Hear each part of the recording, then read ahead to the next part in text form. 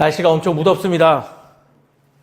조금만 나가도 쓰러지기 쉬운 그런 날씨니까 꼭 몸 관리 잘해서 결코 건강에 어려움 없기를 간절히 소망합니다. 제가 제일 나약한데 이런 소리 하니까 되게 좀 그러네요. 아무튼 저도 반성하며 잘 조절할 터이니 늘 건강하셨으면 좋겠습니다. 아셨죠? 예. 교회 공동체를 세움에 있어서 늘 두 부류의 사람들이 대립합니다. 바로 이러한 논쟁을 가지고 대립하죠. 교회는 신학이 있는 그런 교회가 건강한 교회야. 또 반대편은 아니야. 신학이 아니라 신앙이 있는 그러한 교회가 돼야지 건강한 교회야 라고 서로 대립하죠. 우리 성도님들은 어떻게 생각하시나요? 신학이 있는 교회, 신앙이 있는 교회. 둘 다요? 둘 다 있나요, 저희 교회가? 네. 저는 설교 준비할 때 네 할 줄 알았는데 생각하고 했는데 예. 사실 신학과 신앙 둘 다 중요합니다. 그래서 정답은 신학만 있는 교회 아니죠. 그렇다고 신앙만 있는 교회도 아니에요. 신학과 신앙이 균형을 이루는 교회가 참으로 건강한 교회가 될 것입니다. 왜냐하면 한쪽에만 치우친 교회는 꼭 문제가 발생하기 때문이죠. 신학만 강조되다 보면 머리로 하는 신앙생활을 즐겨함으로 인해 머리로는 잘 알고 입으로는 선함을 이야기하지만 사실 실천적인 삶이 부족한 게 문제점입니다. 다 안다고 하시죠. 다 그래야 된다고 하지만은 실천을 하기 위해서는 마음에 뜨거움이 있어야 되는데 그 뜨거움이 적은지라 실천적인 모습이 아주 연약하게 되기 때문이죠. 반대로 신앙만 강조되다 보면 무언가는 열심히는 하지만은 이 열심이 산으로 갈 때가 참 많이 있습니다. 지금 시대 꼴불견 신앙인들이 그러지 않나 생각되어집니다. 종교적 열심은 높은데 분별하지 못해서 이상한 곳에서 무례함을 보이는 것이 바로 그러한 문제점이라 할 수 있죠. 그래서 이것을 잘 아는 이들은 이 둘의 균형의 이룸이 교회에 있어서 얼마나 중요한 일인지를 잘 알고 또 내 개인의 신앙에도 얼마나 이 부분이 필요한 것인지를 잘 알며 스스로가 이 균형을 이루는 나름대로 정리를 하는데 우리는 그것을 바로 신학적으로 말하길 교회론이라 칭합니다. 교회론이라는 건 뭐 대단한 거 아니에요. 어떤 신학적 이론 아니에요. 신학과 신앙이 균형을 이루어 우리의 신앙 공동체는 이렇게 이렇게 나아감을 선택했습니다라고 나름대로 정리한 그러한 가치들인 것이죠. 신앙과 신학의 균형을 이루며 말씀에서 제시하는 비전을 발견해 나가는 그것은 바로 교회론. 이러한 교회론 함께 가는 교회에도 존재합니다. 바로 예를 들면 이런 거죠. 친절한 교회가 됩시다 라는 게 바로 여기서 나온 정신들이에요. 무례하지 않은 자세로 나의 궁금증을 위하여 타인에게 조급하게 또는 강요되는 말로써 묻지 않는 그러한 행위를 우리는 친절함이라 정의하고 이것을 추구하는 교회, 그것이 바로 함께 가는 교회론의 한 부분이에요. 또 이런 것도 있죠. 함께함이란 우리 함께 가는 교회니 우리가 무엇을 함께함이냐? 그냥 같이 동행하는 것이 아니라 예수가 그랬던 것처럼 말씀에서 배운 대로 다양함을 서로에게 인정하고 존중하며 더디더라도 기다려줄 줄 알며 서로가 서로의 신앙이 성장할 때까지 돕겠다 함이 함께라 여기며 교회 이름을 함께 가는 교회라 지칭하는 거죠. 이렇듯 교회론은 매우 중요합니다. 말씀에 바른 기초를 둔 교회의 신앙과 정신은 꼭 존재해야만 그 교회가 존속해야 대한 이유, 그리고 우리가 신앙생활을 추구해가는 모양을 결정하고 있기 때문이라는 거죠. 제가 왜 오늘 주일 아침부터 이렇게 교회론을 떠들까요? 오늘 저희가 읽은 마태복음 16장 15절에서 20절 말씀은 교회론을 이룸에 있어서 가장 본질적인 이야기를 예수 그리스도가 하고 있기 때문입니다. 결론적으로 말하면 교회론, 각 교회마다 다 다르겠지만 너희는 잊지 말아라. 그 교회는 너희가 세우는 것이 아니라 바로 나의 아버지인 하나님이 세우시는 거며, 바로 그렇게 세워진 교회가 나아갈 바를 결정하는 것은 바로 너희의 힘과 능력이 아니라 바로 아버지 하나님께 있음을 기억하라 말씀하고 있기 때문이라는 거예요. 놀랍게도 이러한 예수님의 가르침은요, 교회가 교회되게 하며 또 개인의 신앙이, 내 자신이 하나의 작은 교회로서 마땅히 어떠한 신앙의 사명을 감당하며 나아갈 때 기쁨이 넘칠 수 있는지 깨닫게 해준다는 거예요. 그래서 오늘의 말씀 중요한 내용입니다.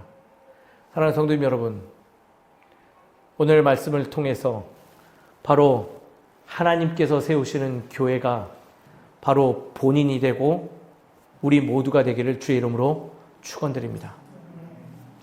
말씀을 살펴보죠. 오늘 베드로와 예수님이 대화하고 있는 본문이에요.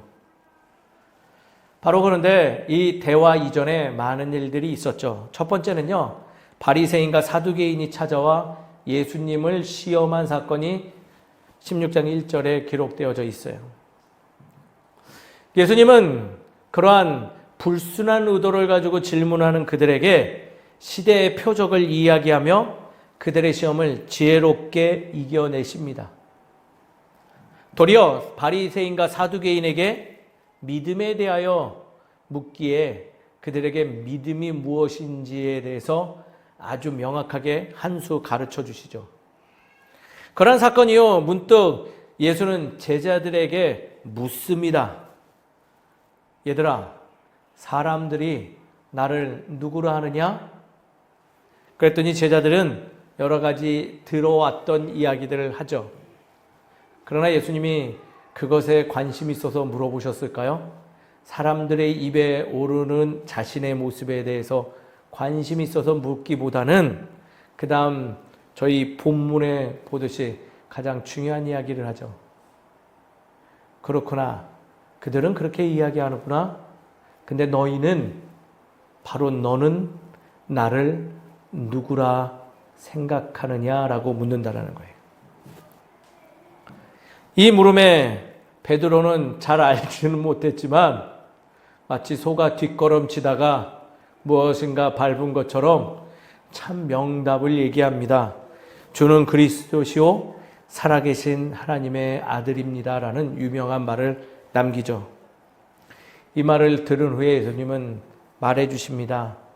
아주 우리가 이 부분부터 오해하고 왜곡되게 바라보는 부분인데요. 이 다음 말씀이 복이 무엇인지에 대해 알려주시고 또 그 복으로 이루게 된 신앙 공동체가 바로 하나님의 것임을 알려주신다는 거예요. 복에 대한 관련된 이야기일까요? 아니에요. 그 하나님의 은혜로 말미암아 장차 바로 이 믿음의 한 사람을 통하여서 세워질 교회에 대해서, 아니 더 정확하고 세밀하게 말하면 하나님의 사람들이 모여진 신앙의 공동체에 마땅히 기억해야 될 것을 이야기하고 있다는 거예요. 그래서 오늘 복이란 무엇인지에 대해서 첫 번째 잘 알아야 돼요. 복이 뭘까요? 복. 물질을 받는 게 복일까요?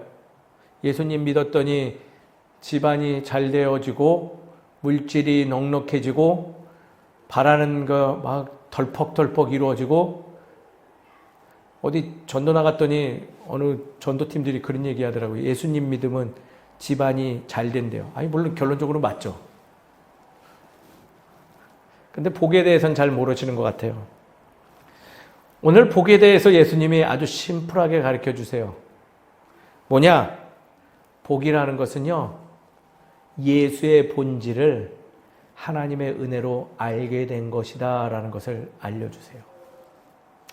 베드로의 명답이죠. 주는 그리스도요 살아계신 하나님의 아들입니다 라고 떠오르는 것을 이야기했는데, 예수님은 놀라운 말을 합니다. 베드로야, 내가 알게 된 것은 복이다. 왜냐하면 그것이 너의 혈육과 누군가가 너에게 알려준 것이 아니라 바로 나의 아버지 하나님께서 너에게 알려주신 지혜이므로 내가 참 복되도다 라고 얘기해 주시는 거예요. 예수의 본질을 알게 하시니 하나님에 대해서 깨닫게 되는 것, 바로 그러한 이들을 통해서 하나님의 거룩한 집을 세우는데 참여할 수 있게 된 것, 그것이 무엇이다? 바로 복이다 라고 이야기해 주시는 거예요. 물질도 아니요, 명예도 아니요, 건강도 아닌 내가 가치를 알게 되는 그 능력이 하나님에게부터 오고 있음을 내가 발견하는 것, 그것만으로 복 있는 자다라고 얘기해 주는 거예요. 그런 의미로 볼 때 우리 모두는 어떤 사람들인가요? 복이 넘쳐나는 사람인 줄 믿으시기 바랍니다. 우린 다 복이 있는 사람들이에요. 그리고 그 복이 있기 때문에 교회를 이루고 있음이 더 충만한 은혜다라고 예수님이 알게 해주세요. 그러면서 덧붙여서 얘기해 주기를, 복 있는 너희 존재들이 그럼에도 불구하고 연약함을 나는 잘한다. 근데 두려워하지 말라. 왜냐하면 바로 너희로 인해 세워질 그 반석 위에 세워질 그 교회는 너희가 세우는 게 아니라 누가 세우는 거다? 너희를 알게 하신 그 하나님이 바로 내가 내 교회를 세우듯이 하나님이 너를 통해서 반드시 이룰 것이다. 그러니 복을 뭐하라? 누리고 나누라 라고 베드로에게 알려주고 계신다는 거예요. 복에 대한 바른 분별력이 생기니 놀라운 일이 발생합니다. 바로 베드로 자신으로 인해서 생겨나질 교회, 바로 내가 세운 것이 아니야 이미 하나님께서 세우신 그 교회를, 이미 이루어지지 않았던 그 교회를 바라보면서 나아갈 수 있는 넉넉한 힘을 공급받기 시작해요. 거렁뱅이 같은, 무지렁이 같은 베드로가 그 하나님이 장차 나를 통하여 세우실 그 교회를 보며 한 발 한 발 나갔더니 그가 바로 자신도 모르는 사이에 진정한 사도로 성장하기 시작하는 놀라운 일이 벌어진다는 거예요. 그리고 이러한 이들이 모임으로 인해서 예수 그리스도께서 말씀해 주신 것처럼 신앙 공동체가 생겨나고 그들로 인해서 지역사회와 세상이 변혁되어지며 이미 이루실 하나님이 그 세우실 교회를 바라보며 나아갔더니, 하나님이 세우실 그 복의 은혜를 보며 나아갔더니 그들에게는 죽음도 장애물이 되지 않고 아픔도 위험이 되지 않으며 오히려 담대하게 그것을 감사하며 나아가 하나님께서 이루어 가신 것을 보고 기쁨으로 생을 마감할 수 있는 존재가 되었다는 거예요. 마치 이미 정답지를 보고 가는 이들처럼, 또는 잘못 들어도 이 길로 가면 됩니다라고 말해주듯이 내비게이션을 몸에 단 것처럼 예수님은 그들에게 이미 답을 주셨어요. 앞으로 너희가 갈 길 많은 것이 필요하고 힘들고 어렵겠지만 그때마다 기억해. 너희는 복된 주의 자녀야. 믿고 나가면 반드시 너에게 허락한 그것이 있으니 그것을 취하며 나갈 수 있으니 그것을 보며 나아가. 그게 바로 앞으로 주의 자녀들이 감당해야 될 은혜로운 사건들이야라고 이야기해 주신다는 거예요. 사랑하는 성도님 여러분, 예수님이 베드로를 통해서 이 약속해 주신 이 복의 언약은 지금도 일어나는 줄 믿으시기 바랍니다. 왜냐하면 우리를 통해서 하나님께서 예비하신 교회를 세워나가시고 바로 공적 교회뿐만 아니라 나의 개인적인 작은 교회까지도 이미 하나님께서 허락하신 대로 인도해 가시기 때문이라는 거예요. 우리는 그것을 이미 말씀으로 알기 때문에 부족한 가운데서 함께 나눌 수 있으며 고통 가운데서도 주께 감사하며 나아갈 수 있는 담대한 이들이 되는 거죠. 더욱이 우리의 삶의 자리에서 방향을 잃지 아니하고 올곧게 주께서 알려주시는 생명의 길로 더디더라도 한 발 한 발 내디며 나아간다라는 거예요. 사랑하는 성도님 여러분, 복된 삶을 사는 줄 믿으시기 바랍니다. 그리고 이미 하나님께서 우리 성도님들 한 분 한 분을 통하여 하나님의 거룩한 나라를 세우고 있음을 기억하며 나아가시는 우리 모두가 되기를 주의 이름으로 축원드립니다. 근데 안타깝게도 이러한 단순하고 명확한 답을 이미 말씀으로 주셨음에도 불구하고 많은 이들이 길을 잃고 헤매고 있어요. 신앙의 삶을 깨달았다고 말하지만은 정작 그들은 이 예수의 가르침에 대해서 깊게 깨닫지 못함으로 인해서 길을 잃어버린 이들처럼 좌우로 흔들리며 이상한 방향으로 나아가는 이들 참으로 많이 보이죠. 하나같이 교회론도 없는 교회에서, 즉 자신이 얼마나 복된 존재인지 깨닫지 못하고 나를 통해서 무엇을 세워가시는지를 알지 못하니니 여기저기에서 열심만 다하다가 상처만 한가득 짊어지고 여기저기를 오늘도 전전하는 이들이 우리 주변에 너무나 많이 있다는 거예요. 그리고 스스로 이렇게 말하죠. 나는 가난한 성도야 라며 지칭하며 기독교인인지 기독교인이 아닌지 주의 자녀인지 이건 아닌지도 모르는 상태로 세상에서 여기저기를 배회만 하고 있다라는 거예요.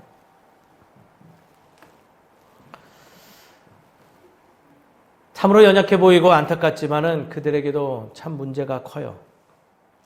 원인 제공은 무지한 목회자들과 먼저 된 믿음의 사람들이 문제이겠지만 스스로 지혜를 주신 하나님을 외면하였기에 모르는 면도 사실 오늘의 예수 그리스도의 말씀을 보면 발견되어지기 때문이에요.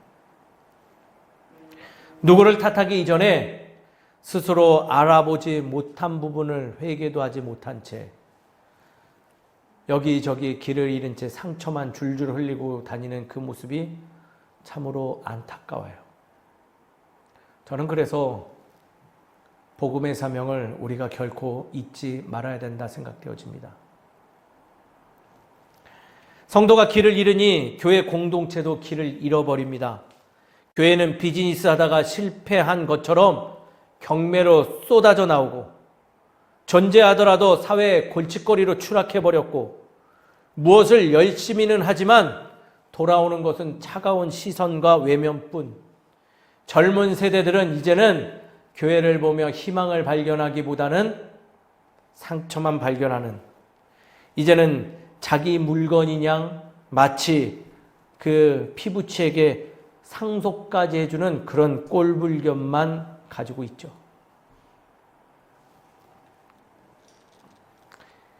이렇게 길을 잃어버리고 방황하는 공동체에게 오늘 예수님은 돌려서도 아니라 직구로 얘기해 주십니다. 내가 내 교회를 세운다. 이 말인즉 교회는 바로 내 아버지가 주인이다 라는 거예요.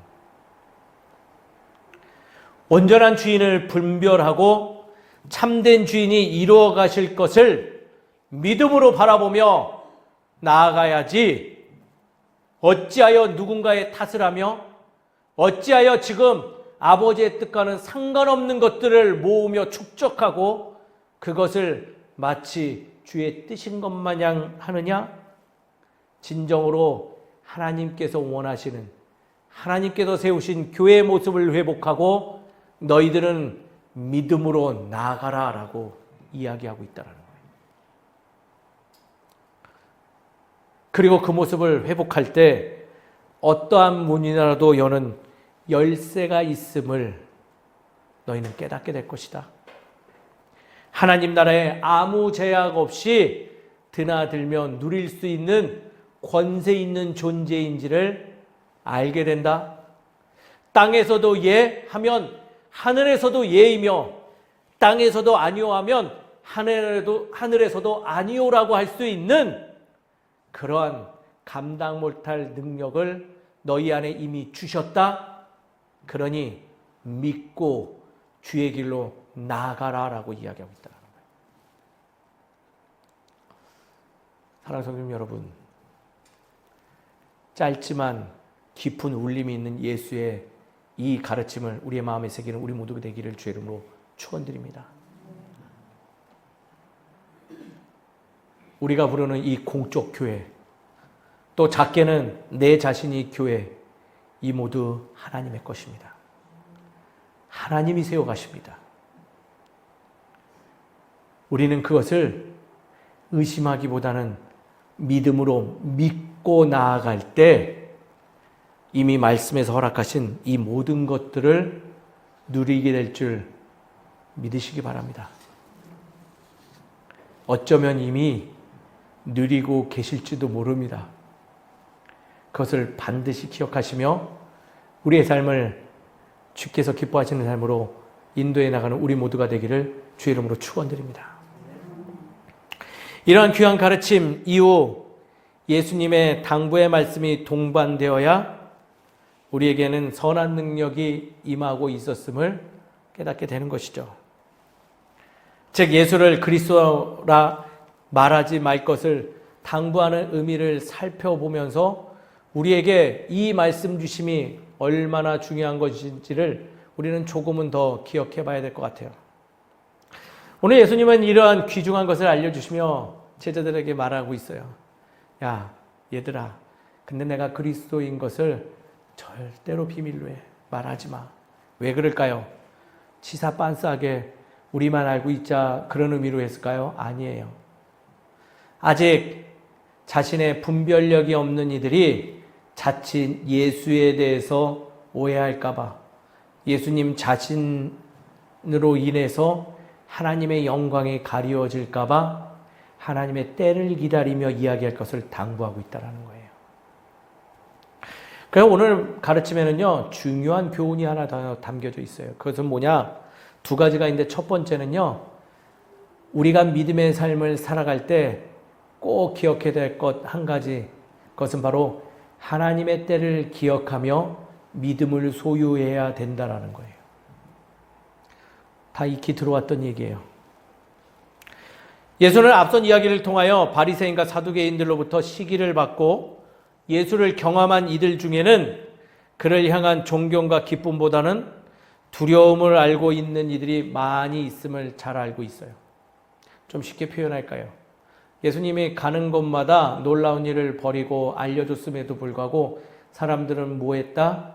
환희와 기쁨으로 대하기보다는 내게 다른 이야기를 한다고 해서 두려워 떨며, 마가복음서에서 보면 예수를 죽이려고 마음까지 먹는 그런 일까지 진전되죠. 이런 이들을 볼 때 무엇을 해야 될까요? 예수를 받아들이지 못하는 이들을 볼 때 같이 싸워야 될까요? 아니라는 거예요. 예수님은요, 오늘 당부하길 하나님의 때를 기다려라. 그들에게도 반드시 너희에게 임한 은혜가 임재할 거다라는 걸 알려주고 있는 거예요. 오늘의 말씀을 자칫 단편적으로만 알면요, 믿고 덮어놓고 나가서 그냥 무대뽀식으로 살아가는 신앙의 마음이 생길 수 있어요. 그러나 오늘 우리가 읽은 20절의 말씀을 통해서 제자들에게 이 핵심을 알려주면서 자제할 것을 당부함은 오히려 하나님의 때를 기다림이 매우 중요한 요소다라고 알려주시는 거죠. 놀랍게도 이 당부함을 받은 제자들은요, 어떤 모습을 보이셨냐면 이게 바로 오순절 사건과 이어지는 거예요. 예수께서 승천하신 이후에 천사가 내려와 그들 보고 이제 떠나가 증거하라 했음에도 불구하고 그들이 행한 첫 번째는 무엇이냐면 모여서 힘써 기도하고 준비했다는 거예요. 어디서? 바로 마가의 다락방에서. 그 기다림의 자리는 매우 낮고 천하고 어두운 자리지만 제자들은 그 어둡고 좁은 자리에서 성령의 때를 기다리기 시작했다는 거예요. 그 모습이 믿음의 없음인가요? 아니에요. 이미 답도 알고 믿음도 소유하였지만은 그 와중에 작은 부분까지도 내가 하려고 하는 그 요소를 죽이고자 스스로가 다락방으로 들어가 하나님의 성령의 때를 기다렸다라는 거예요.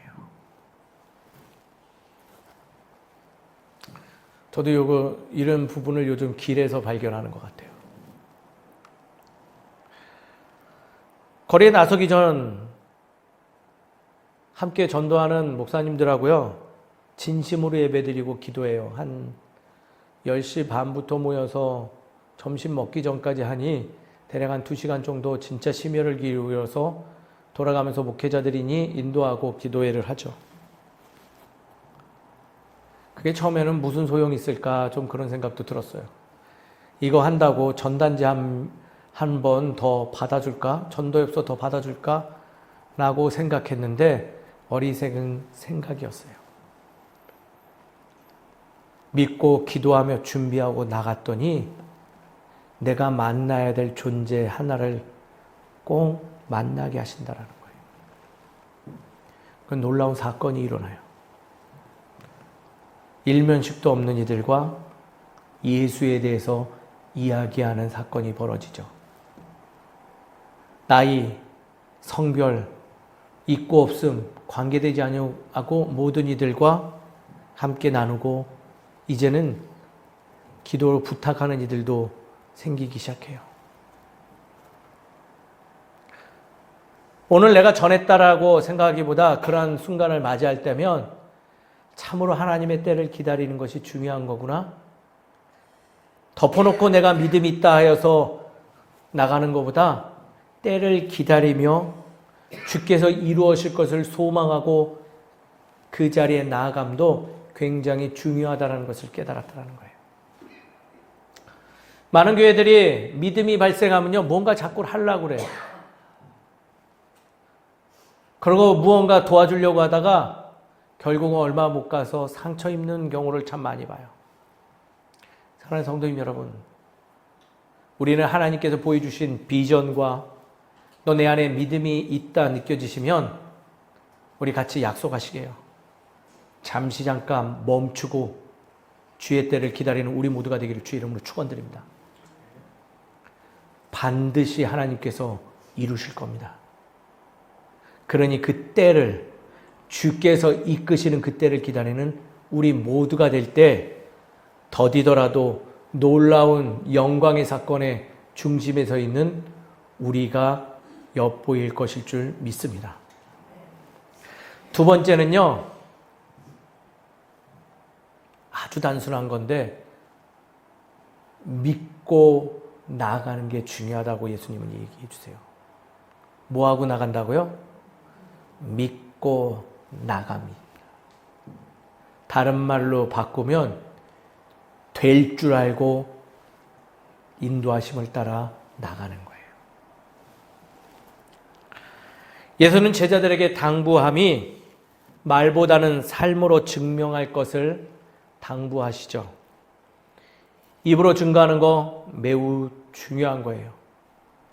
그러나 행함이 없는 믿음은요, 부족하듯이 언행일체의 삶은 신앙에서 굉장히 중요한 요소예요. 허구한 날 다음에 밥 먹자 하면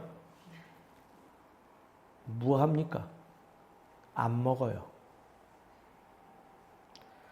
말했으면 대접하십시오.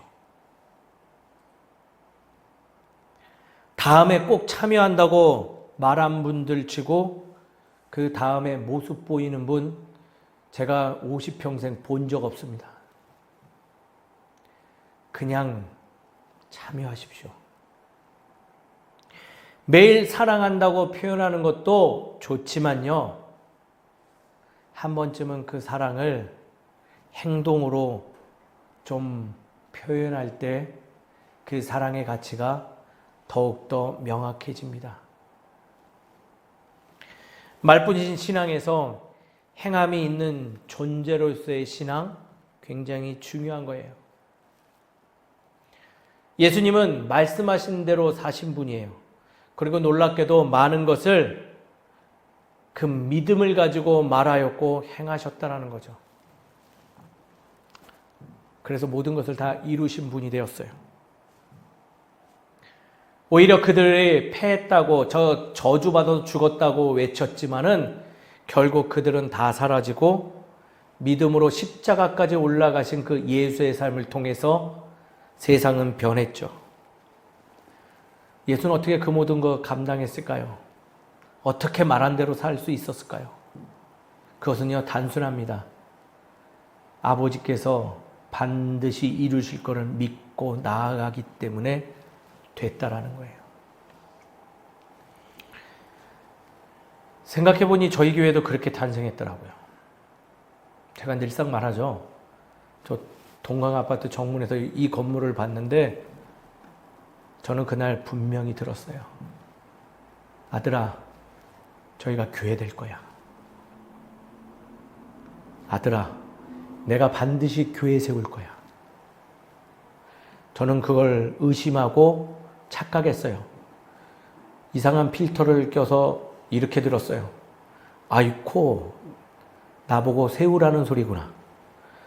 이승현, 네가 능력 있으니 저기 가서 말하면 다 세워질 거고 너로 인해서 될 거다. 아니 뭐 맞는 말이긴 하지만은 조금 다르죠. 제가 그때 들은 건 내가 교회 세울 거였어요. 제가 하려고 했더니 교회 안 준대요. 다 내려놓고 나는 못해요라고 기도원 가서 울었더니 그리고 아무 소리 없어서 내려왔는데 그때서야 교회로 대여해 주겠대요. 하나님이 하셨습니다. 그때 알려주신 것 같아요. 승현아, 네가 하는 거 아니야. 내가 해. 너는 믿고 나아가는 게 중요해. 사랑하는 성도님 여러분, 이 체험이 우리 모두의 체험이 되길 주의 이름으로 축원드립니다. 이미 이루어 주셨어요. 믿고 나가는 게 중요해요. 근데 우린 뭐 한다? 의심한다라는 거예요. 의심하지 마세요. 하나님이 보여주셨으면요, 이미 이루어진 줄 믿으시기 바랍니다. 때를 기다릴 때도 기다리지만 내가 할 수 있는 것들은, 당장에 할 수 있는 것들은 감당하며 고난도 누리며 나아갈 때 반드시 하나님께 이루시는 그 열매를 취하게 될 줄 믿습니다. 말씀을 정리하죠. 번듯한 교회로 남고 싶지 않습니다.